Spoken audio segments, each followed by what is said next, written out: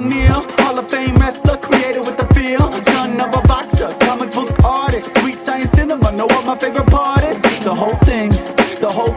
From the great white hype to Rocky and Creed, the Raging Bull. Oh no, I shouldn't spoil it. Come check out this episode and you'll find yourself enjoying it. Sweet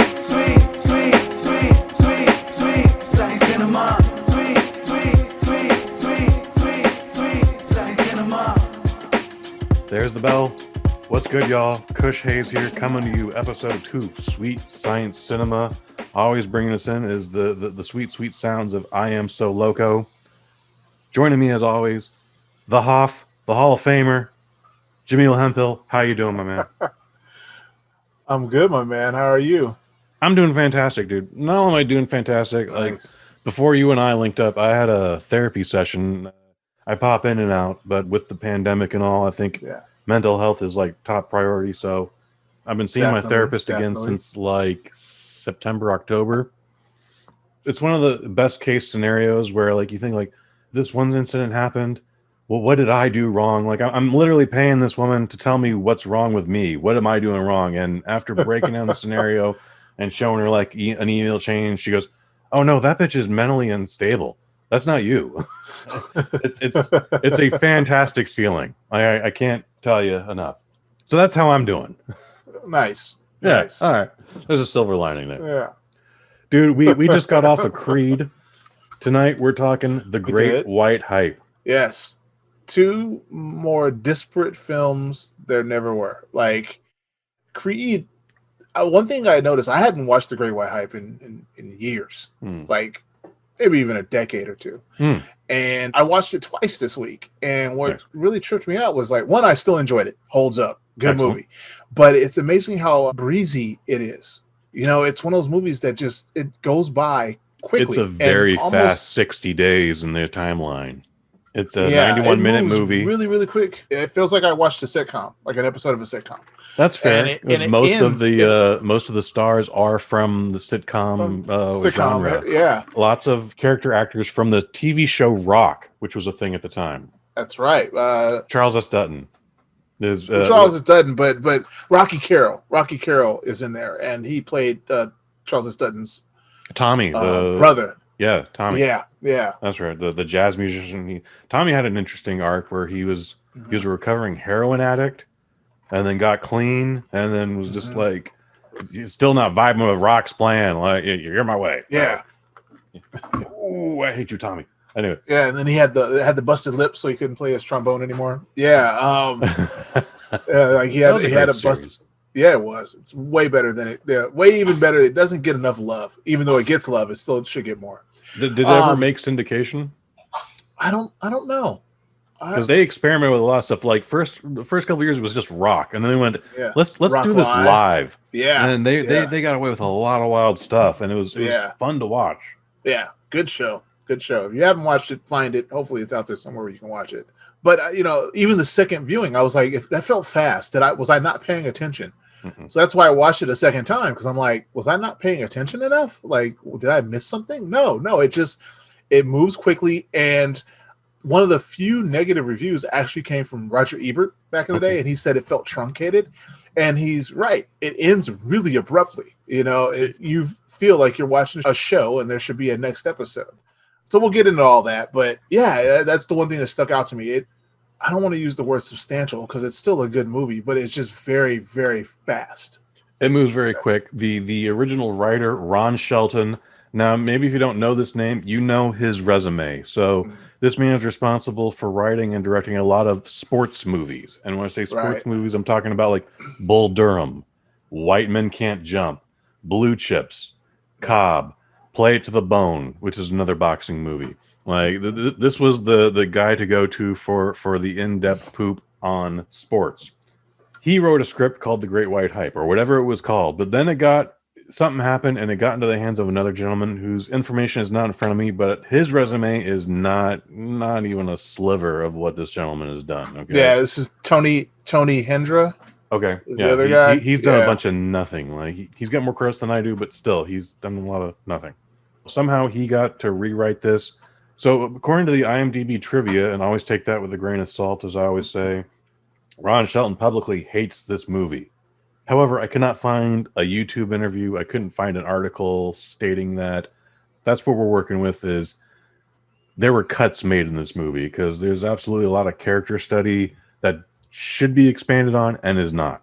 Mm. When we do meet James the Reaper Roper, Yes. played by Damon Wayans, he obliterates an opponent to the point where today that fight probably would have been called 3 rounds prior to what we saw. Like, that man is a mess. It's ugly.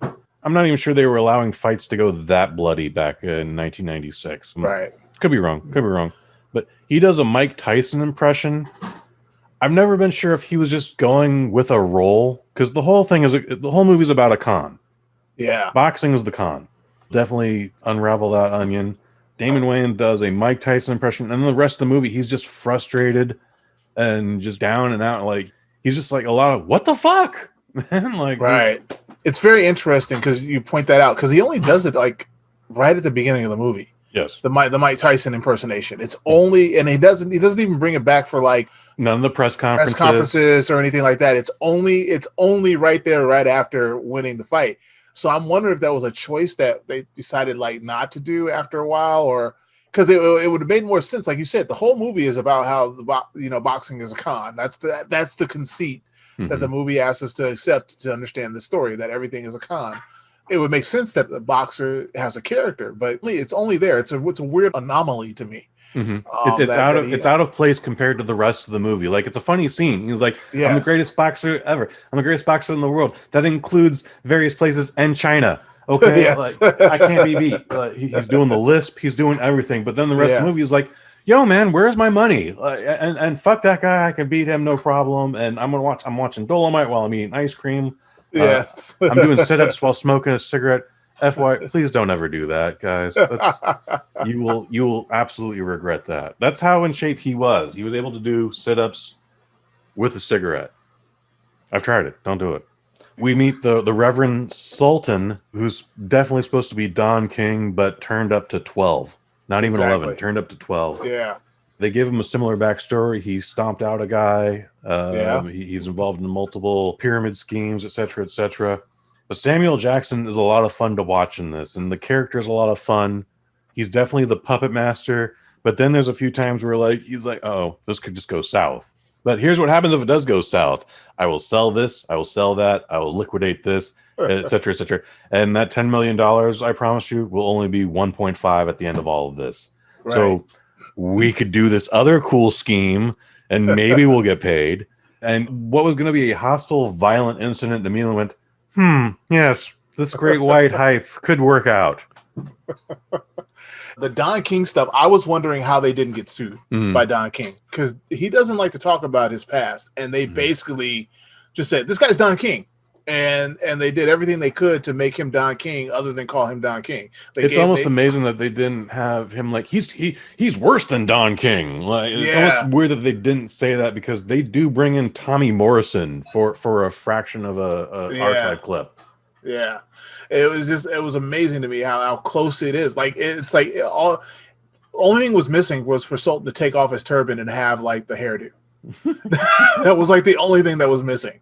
And like rewatching it again, I was like, you expect like, okay, they're making fun of Don King, yada yada yada. But when they go through his origin, especially when Jeff Goldblum's character is going through all the stuff he has on him, quote unquote, it's all stuff that's true about Don King. So I was like, wow, this is close enough for a lawsuit to be real. So I'm wondering, like, if this was like a Warriors situation where, when they were filming the 1979 Warriors, they paid gang members just to be in the film so they wouldn't harass them while they were filming in New York. I'm wondering if they just paid Don King. You know, it's not impossible. and a lot of times the Reverend Sultan can just resolve the situation, which is just buy him a car. Exactly. Just give him $20,000 that I apparently don't have, and it's going to be okay. The Reverend Sultan, Samuel L. Jackson, he's 2 years past Pulp Fiction, so he's finally a name at this point. Right. A lot of people like to say his role in Coming America was his debut feature, but Sam Jackson has actually had a career since 1973. He did a movie called Together for Days, and while I don't have the synopsis in front of me, he was 11th billed. And then before his role in Coming into America, that everyone claims that, oh, that's the first time I saw him. No, it wasn't. He had 11 roles under his belt. So Sam Jackson, and there's a whole thing about he was a crackhead by the time he did Coming to America. Yeah. You know what? I would hope to be such a successful crackhead if that's true. Hollywood will hire almost anybody, but they will not continue to hire crackheads that no one knows. So good for you, Sam Jackson, whether or not that's true. Yeah. 1990, I would say, is his biggest role with Goodfellas. And then the first time I saw him was 1993, the Lethal Weapon spoof, Loaded Weapon 1. Oh, yeah.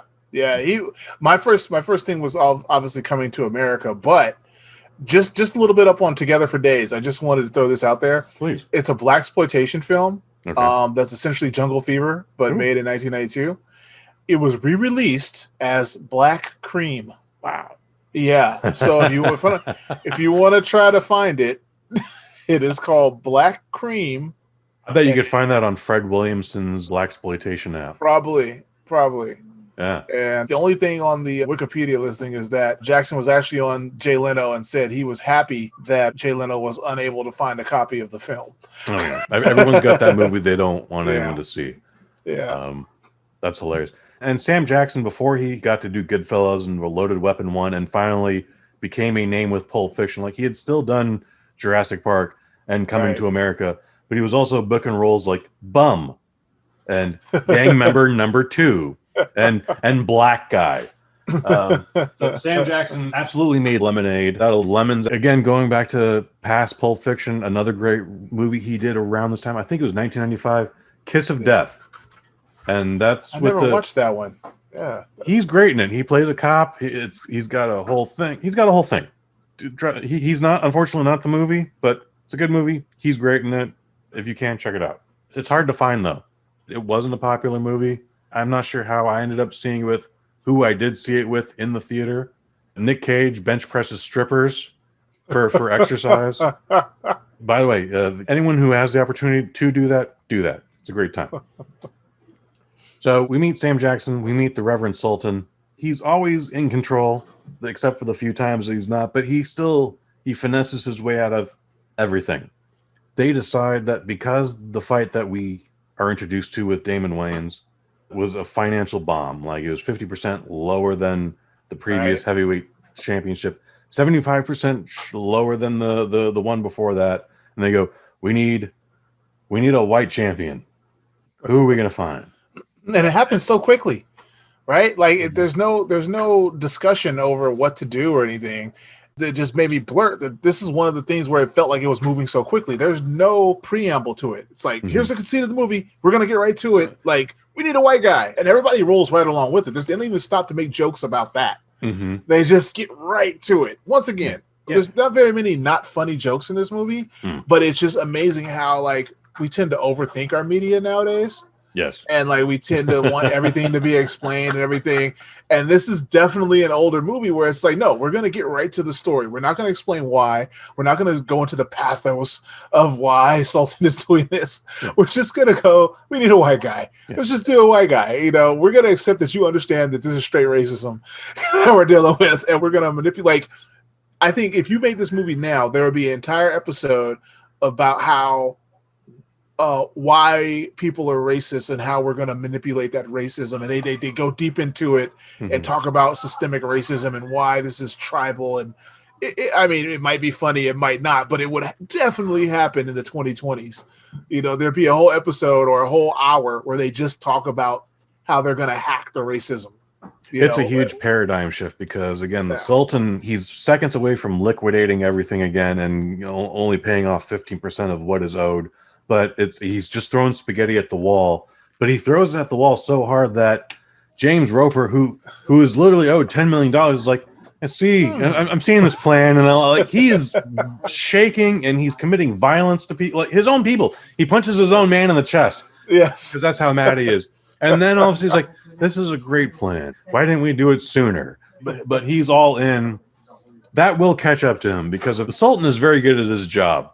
Yes. Especially with his staff, and the promotion is so good and working so well that Roper feels just neglected, and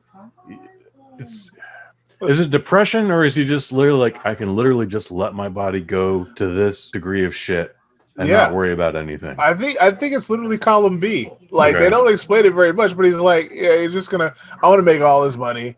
You're gonna find some tomato can for me to punch. Whatever, you know. And I think they don't pay attention to it very, very much, but it's the immediate love that Conklin gets. Conklin hasn't done anything. He just shows up and everybody's like, yeah, this is the guy. And I think maybe this was some of the stuff that was cut, you know, but he reacts to it like, oh, and the only time you see him really say it is at the weigh-in.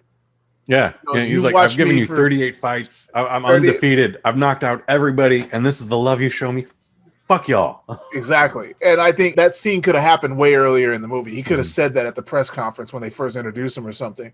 But that's the culmination of how he's feeling the whole time. It's like, oh, everybody automatically is bought onto this train. He accepted the plan, but I don't think he really realized that means that by hyping up this other dude and everybody liking him, it means they hate you. Like, I don't think he realized that, yeah, no, it's a choice. You know, either they're going to believe in this dude or they're going to believe in you. And by believing this dude, it means they don't believe in you.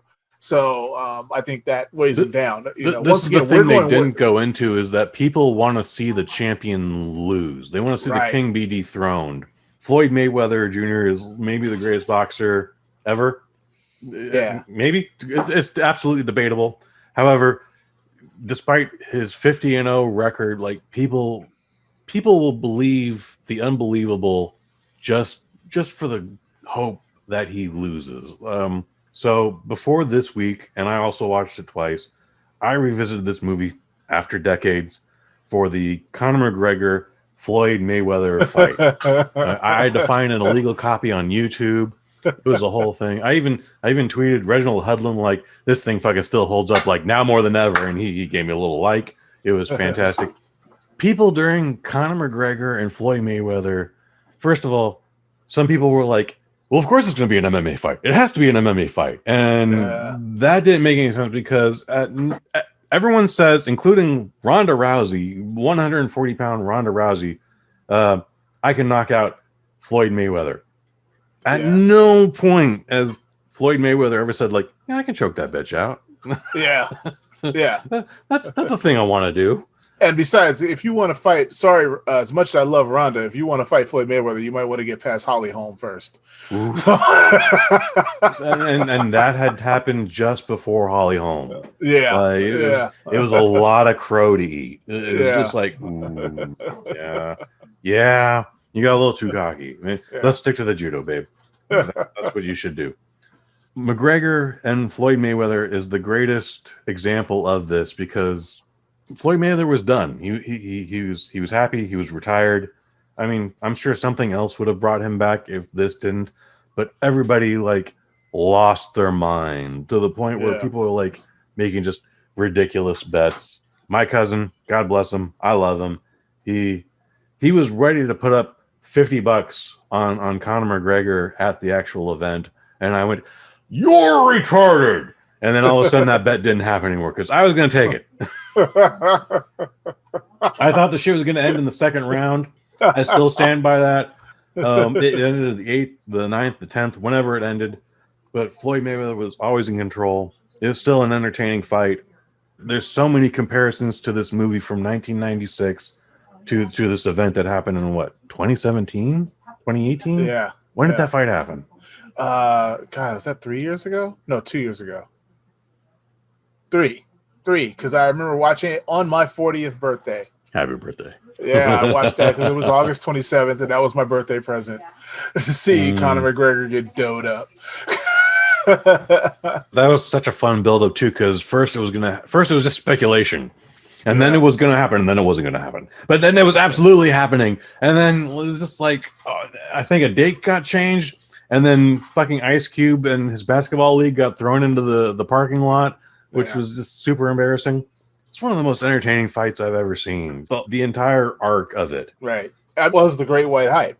It was a great build-up. People are making ridiculous fucking questions like, well, what if he just kicks him in the face? Like, it's a boxing match. Like, he's going to get disqualified. There'll be penalties. Sure, it could happen, but why would it happen? and when that doesn't help your man at all.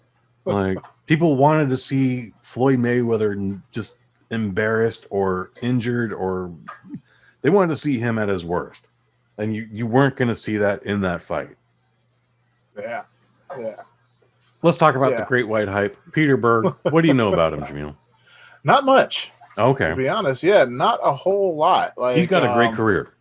Yeah, like he's been in some great stuff. Like I'm looking him down. Like he's been in Hancock, which I liked, and he was in Friday Night Lights, but that's pretty much all I've seen him in. Okay, but I did like his character here. Like, it's so breezy and light, and it seems like were this movie made today, I think this would be a way meatier. It would probably be honestly way funnier. Honestly, like, it's really hilarious. It's one of those things where it's surface level funny. I'm a boxer, but I'm in this crazy band, and I want to singing about want to be Che Guevara. Yeah, he's like, I want to end the homelessness situation, and like it's really funny. Yeah. Like, it's really funny. But were this movie made today, there'd be a lot more rapid fire jokes with him. Like, if they could have just had, if you could somehow split up characters with different writers as well as different actors, and you had Ben Stiller write his character, like, hey, Ben Stiller, make this boxer character, but also write him like Zoolander. It would have been like 20 times funnier. Like 20 times funny. Like, there would have been way more jokes, more visual jokes and stuff. But yeah, all in all, he's a funny character. It's really weird. Like, it's one of those things where maybe the script wasn't very meaty, because like Damon Wayans, all of his scenes are hilarious. Jamie Foxx, all of his scenes are hilarious, and I'm just wondering how much of that was ad lib. Oh, with probably with Damon Wayans, probably everything was ad libbed, or a good share with. Jamie Foxx is not. He's not a big name Jamie Foxx yet. He's not, but he's coming off in Living Color. He's still coming off in Living Color. He's still coming off of guest appearances on Rock.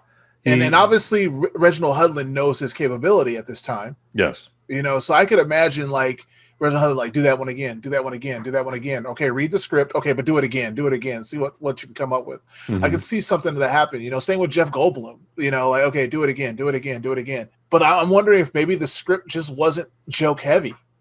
Or we don't know what happened to the interaction between the two writers. We're not sure, because it seemed like it was a straight up satire for like half the movie, and then it just goes buck wild, and becomes silly.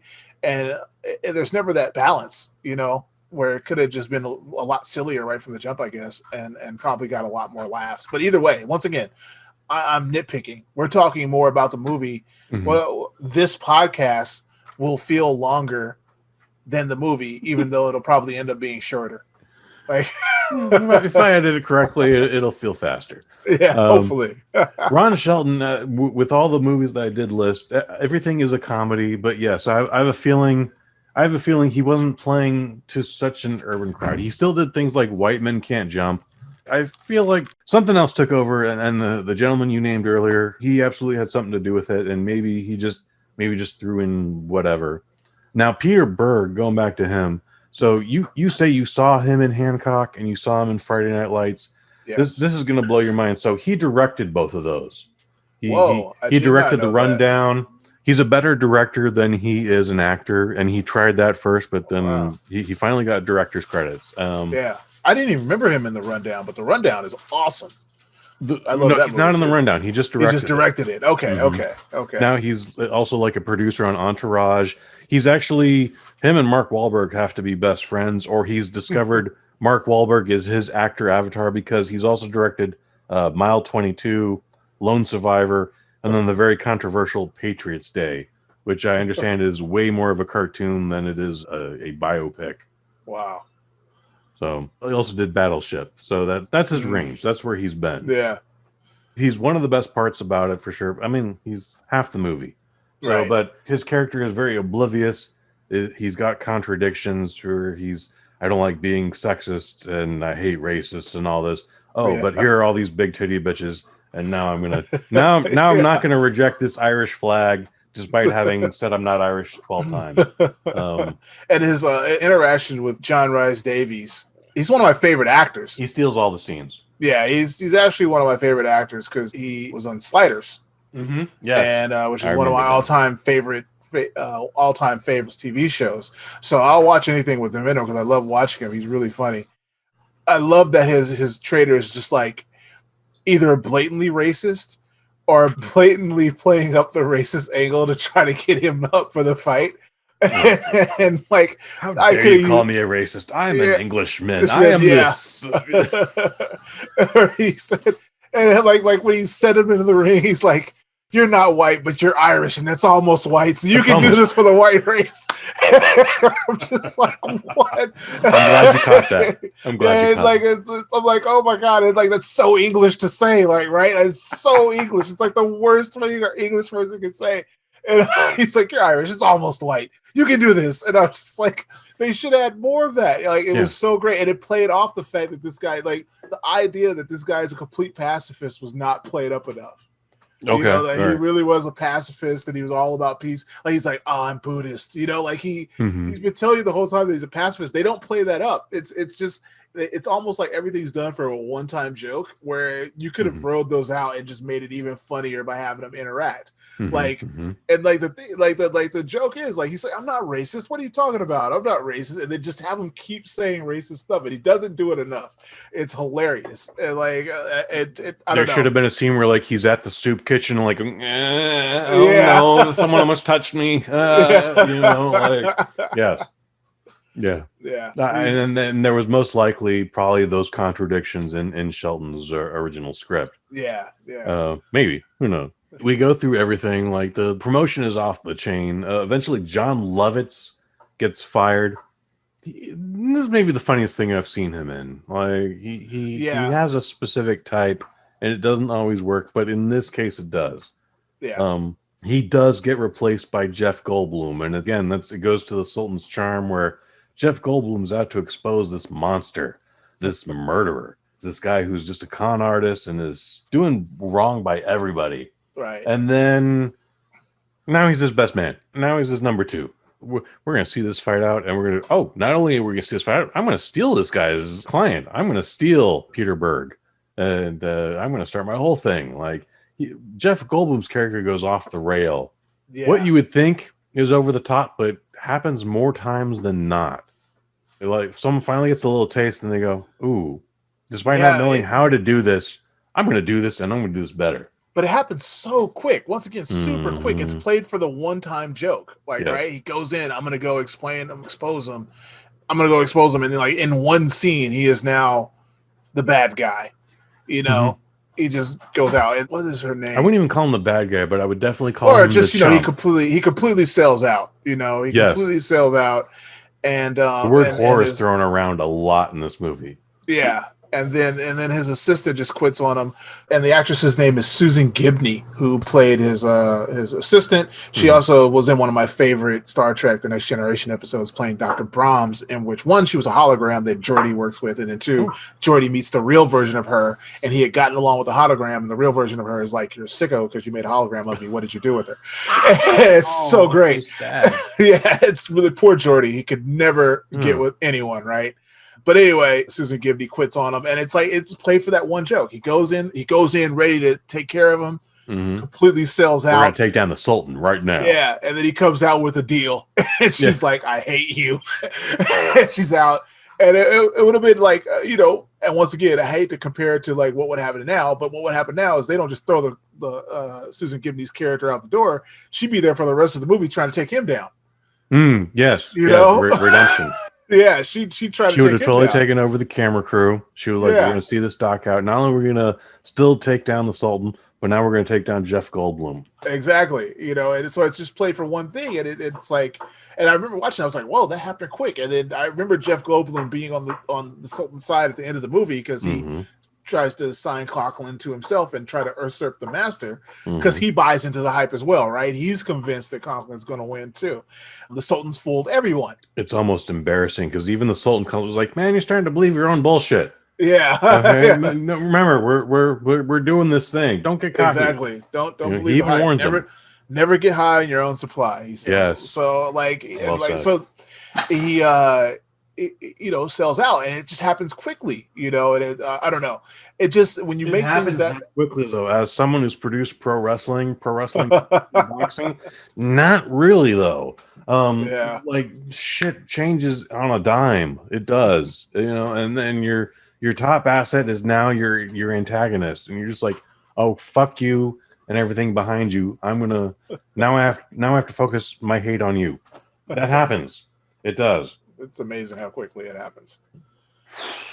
But yeah, so I mean, as they put everything together, they get towards the fight. That's where I think the most of the jokes in the movie come in is the preparation. That's where, honestly, that's where I think it gets kind of lightweight silly. Like you said, he's doing the sit-ups with the cigarette and chasing the ice cream truck. Chasing the ice cream truck is amazing. Yeah, and I was visually that's a great, and the ice cream truck ain't going that fast either. Yeah, visually that's a great gag because like he's jogging and it's like it's reminiscent of Ali running, and it zooms out and he's chasing the ice cream truck, and then the kicker is that he gives up. That's just great. Like he goes, forget it. Like. That montage is like the meatiest part of the movie, right where it should be getting funnier and funnier. They go for the sight gags and everything. And once again, you got to wonder how much of that is like Damon Wayans and Reggie Hudlin just working together, trying to make lemonade out of lemons. Once again, the second watch, I was watching how kind of, as I said, breezy the story was. I was like, there's not a lot of meat to this script. As I've watched more movies, and you and I both haven't been part of the pro wrestling industry, and we know how much ad-libbing works and how people were told to do promos and that kind of stuff. You kind of get a feel for, like, especially as someone like Damon Wayans, who I really enjoy, who I've seen do stand-up, and, I pay money to watch him. I really like him. So, just watching this guy work, you're like, that's him. Okay, that's the script. You kind of start to get a feel for it. You can kind of tell with some of these people where they just take over a role, and all of a sudden it's more them bringing stuff to the role than you can tell with the script, because you compare it to how the other characters talk, right? It just seems to me like there's a lot of like visual gags. I always give credit to the director, not the script writer, and a lot of these jokes and stuff, it seemed like it was coming from the performers, which is why a lot of the characters can feel almost two-dimensional. Again, everything is rushed. Everything is a cartoon. We see people being parasites, bottom feeders. Damon Wayans has his entourage. Right. And at one point, someone presents him a ring from the Sultan, and at first, Damon Wayans just like, and throws it off. and all three of his guys jump on it. One of them wins it, and he's like, "Oh, actually, on second thought, give me that diamond back." And the other two guys are having a field day with it. They love it. That guy's been now taken down a peg, despite not really gaining anything prior to it. Yeah, like he puts it on. He's like, "Let me see that really quick." And he's like, "Oh, I didn't want it anyway." Like that was so silly to me. We've been talking about everybody. We haven't talked about Reginald Hudlun yet. He's responsible for movies like House Party, Boomerang, my favorite SNL movie, The Ladies' Man. His newest thing is a documentary called The Black Godfather. And look, man, I threw darts at the wall. I threw spaghetti at the wall. Just for shits and giggles. I sent a request out like, would you like to be a part of this episode? If not today, some other day. And he didn't have to reply at all, but Reginald Hudlin said, politely declined, said maybe another time, whatever. I think it's because he's working on a thing called Shadow Man, which is possibly, was that an Image comic or no? Valiant? It is my favorite Valiant comic. Okay, it is Valiant. My favorite. Valiant, which was part of the reason, Kush, that I make comics. Between Valiant, Image, and Milestone, those three comic companies showing up in the early 90s, 91, 92, exploded my young mind. Like, wow, people besides Marvel and DC can make comics. And then also, more importantly, specifically Milestone, showing me people of color, Black and Asian and Latino creators were the vast majority of creators for Milestone. It was founded by 4 Black artists and then went on to include other people, but it was people of color who drove Milestone. So just seeing people who looked like me making their own company is like, well, I don't want to work for Marvel anymore. I want to be like them. I want to make my own. Nice. And so so Reggie Hudlin, who has resurrected Milestone in previous years for DC, The only beef me and Reggie have is that he paired off Storm with Black Panther in a marriage that I was not a fan. Controversial. I know, like I'm gonna get a lot of people, black comic book readers, being mad because they are considered the royal black couple, and I'm like, no, Storm and they're not even from the same country. Wakanda is not Kenya. They never met. No, it's a bad idea, and I didn't like it. I don't know if the editors made him write it, but Reggie, we're gonna have to talk about that. Other than that, he is one of my idols, and I look up to him. I follow him. I wasn't on Facebook for a couple years. One of the best parts about being locked back into Facebook now is that I get to see what Reginald Hudlun has to say on a daily basis. So props to him for making this movie, and props to him for a wonderful career. And thank you. If you are listening, sir, thank you for everything you created and the impact it's had on my life. But yeah, I look forward to him making Shadow Man. It's one of my favorite Valiant comics. It is about a jazz musician named Jack Boniface, who gets the power of a Loa called Shadow Man. And depending on which version of Shadow Man, there's been 3 or 4 since the creation. My favorite is actually the current one, followed by the original, which was done by Bob Hall for a very long time at Valiant. It was really good because he does not come into his powers easily. And so as a real guy thrust into an incredible situation, he's in New Orleans. All of a sudden, it's like, yeah, the Loa exists. There's this place called the Dead Side. You've got to guard it. It's really, really cool. Really cool. First version definitely had a definitive beginning, middle, and end because he receives a prophecy on when he's going to die. And the new version is more open-ended, so I do like that idea. And also the new costume design that they currently have in the 2020s is amazing as well. My earliest memory of Shadow Man is seeing an advertisement for him outside of a Blockbuster video because there was for the video game? They managed to do a game. Yeah. And I was like, I like those glasses. I was already rocking those glasses, but I was like, I like those glasses. Nice. Back to this movie. We get through all the promotion and finally we get to the event itself. And Irish Terry Conklin, who is not Irish. He comes out with leprechauns. That is amazing. So once upon a time, I used to think, before DNA testing, I thought I was at least half Irish. During this time, this is the most amazing interest I've ever seen. I still love midgets. I love little people. Leprechauns. I don't care what you decide to describe yourself as. It's the most entertaining entrance I've ever seen of anything, even surpassing Creed's fire spitting montage. Yes. We get that, and then like an hour and a half passes by as James Roper is watching Dolomite. Which is it's not just the fact that he's watching a movie; it's the choice of the movie as well. Mm-hmm. I think this might have been my introduction to Dolomite. I'm not going to lie. 1996, I was 17.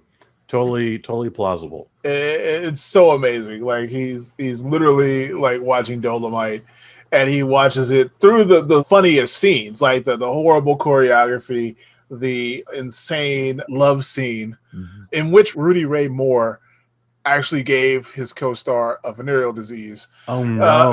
Yeah, it's the worst. No way! Dolomite is just. That isn't in the movie on Netflix. No, it's not. It's not, but it's hilarious. Like, it's just insane. So it's the choice of the movie. I also, the leprechaun bits makes me laugh because that's one of the best recurring jokes in the end. Because when Conklin gets knocked out, he's like, "Where are my leprechauns?" Yeah. and then the final scene of the movie is him walking out with the leprechauns. I was like, "Oh, this is so great." The post-credit Marvel stinger is Terry Conklin walking off with his leprechauns. The leprechauns never let him down. It's a great running joke. God bless those guys. Oh my god.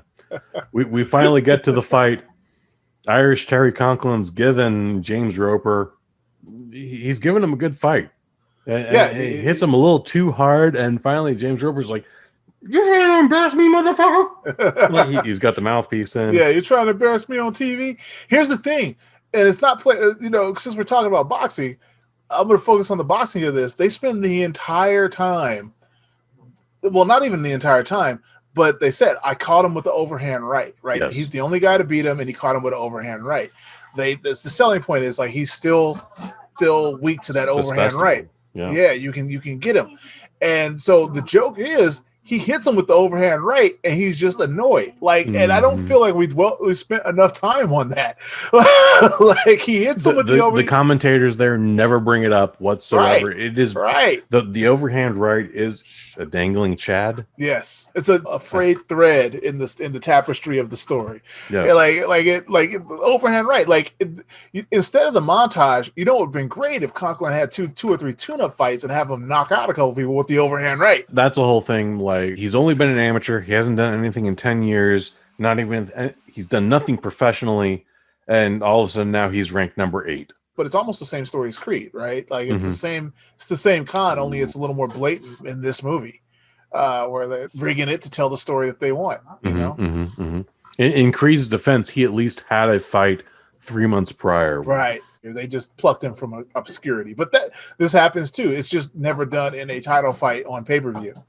But this happens all the time with, tomato cans being dragged out and just thrown in the ring with some people, The whole legitimacy of the federations are brought into question. Cheech Marin, he's the dude behind the International Boxing Federation. Did I get that right? I think so. I have to remember. It could be any set of initials, whatever. Yeah. But at one point, he's like, yo, this guy hasn't had a fight professionally. We can't do this. And the Sultan, again, he's like, what do you want? Sex, money, drugs, power.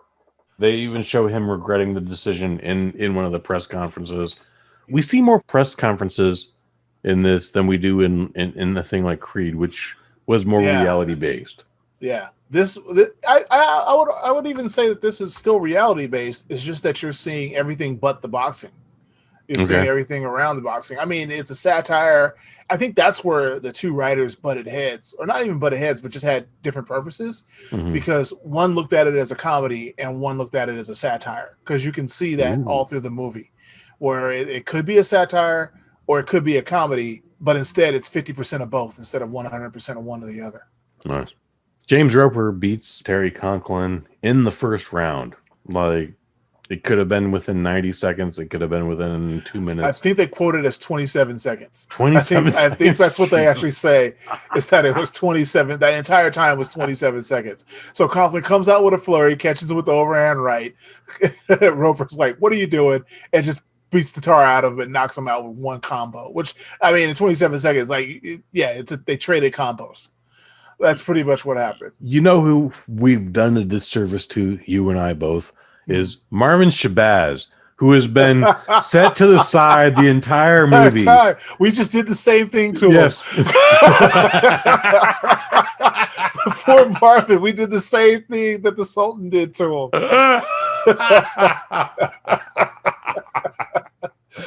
There's a side character, Marvin Shabazz. He's managed by Jamie Foxx's character for the entire 91 minutes movie. He's in a good chunk of the movie. Like, he's never a memory. He's doing home invasions. Like, that's how bad he wants the fucking title. I should be the number one contender. I am the number one contender.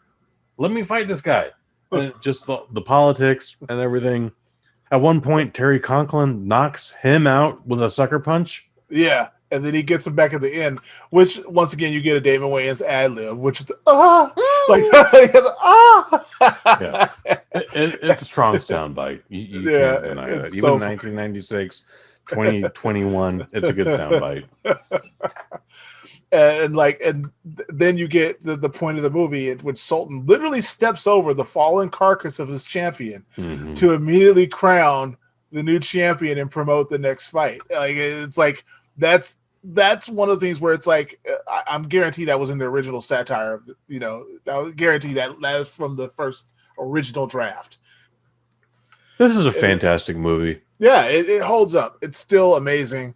I don't think it could be made in that form today, because audiences have a different style of viewing and want a little bit more, but it's just a great watchable movie. It doesn't stop being funny. It definitely holds up, but depending on who you are, you might not enjoy the ride. I'm just going to throw that out there. I can see that. That's fair. Yeah.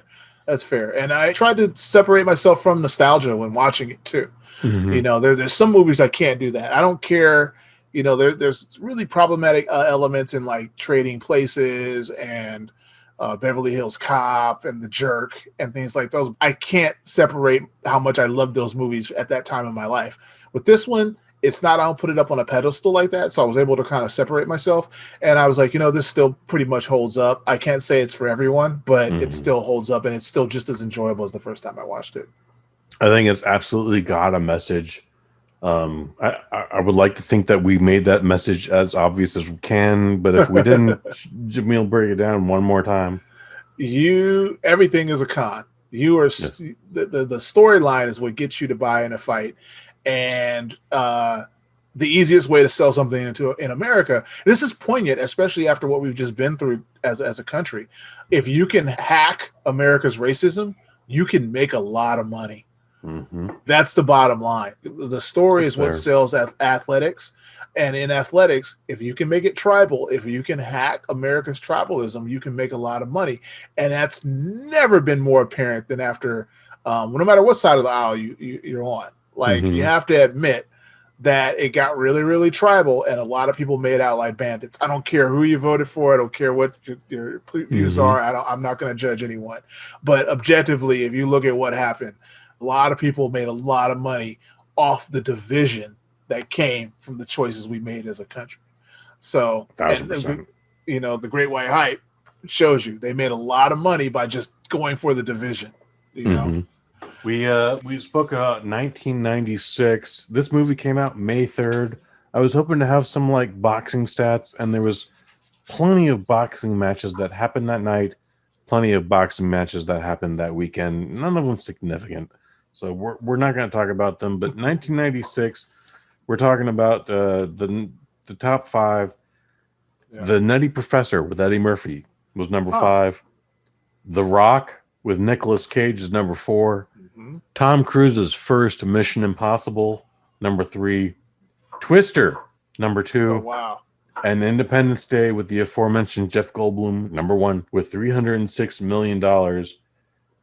Our movie, The Great White Hype, out of 306 movies registered that year, registered number 145. Middle of the pack. Made a total of $8 million in its total theatrical run. Yeah, not too bad. I mean, it was a good movie. Probably didn't cost a lot to make, so I'm sure it made money. And, you know, like, if you look at it, it's middle of the road. You know, if you look at it, Rotten Tomatoes gives it like 45%. Cinema Score gives it a C+, which is middle of the road. You know, obviously Rotten Tomatoes, 45%. I don't know if it's that bad. Like, I can understand, like, people wanting more from it. And I think that's where the any negative review of this movie isn't probably about what's in it. It's the fact that there's so much more that was left unmined. I think at the time, no one wanted to acknowledge it. And just no one has done a review on it since then. If you were to review it today, and you are now, what are you giving it, Jaimel? Out of 5, anythings? I'm giving it a 3.5 or 4. Okay. You know, and like I said, like, and once again, like, maybe it's because we've been through what we've been through recently with the division in America and everything, but this movie has something to state towards that division, and I think it'd be even more timely now. And it's a cool way of addressing it without being preachy or everything. Just saying, hey, look, you know what? If you let yourself be led, you know, you can get to do some really crazy things. Look at how much money they stole just off playing on division, you know, and there's a lesson to be learned from that. And besides, it's funny. And I think if you came back with the same cast now, this would be a A+ movie. Maybe we should wrap it up. We should wrap it up. Yes. Jaimel, where do you promote them, please? I'm always making new comic books. My newest title, Sun Lar, is available everywhere comics are sold. You can ask your local comic book shop to order it. You can buy it digitally on Comixology or your favorite source, be it iTunes, iBooks, or Google Play Books. And you can pick it up on npccomics.com physically or digitally. You've heard me. You've heard everything else we've done. I do a thing called Kush and Kai. I do a couple things here. I do the microdose. I do Kush and Kai. We do Kick-Ass movie podcast. We also do Sweet Science Cinema. All of those can be found on the Bosnet.family. At Kush_Hayes on Twitter is where you'll find me. where will people find you, Jaimel?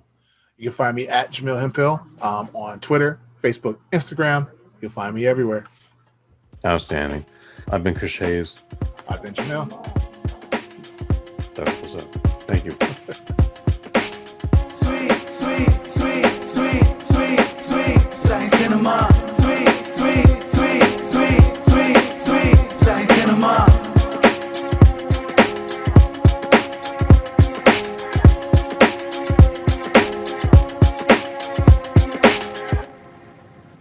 From the Bosnet family. That was my birthday present. To see Conor McGregor get doed up.